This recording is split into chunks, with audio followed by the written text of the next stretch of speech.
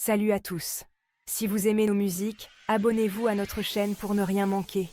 N'oubliez pas de liker et de partager avec vos amis. Votre soutien nous motive énormément et nous encourage à publier encore plus de super morceaux pour vous. Merci et à bientôt pour de nouvelles découvertes musicales.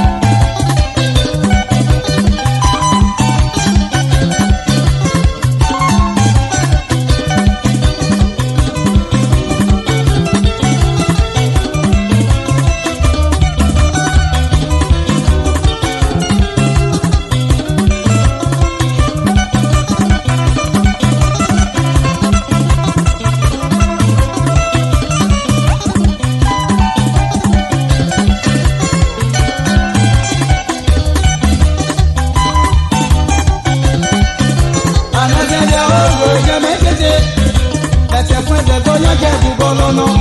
Il était poigné dis-moi, mais du voyez. Dans le média lebi, mais du voyez. Voici un vie désiré, pour mettre. Il était poigné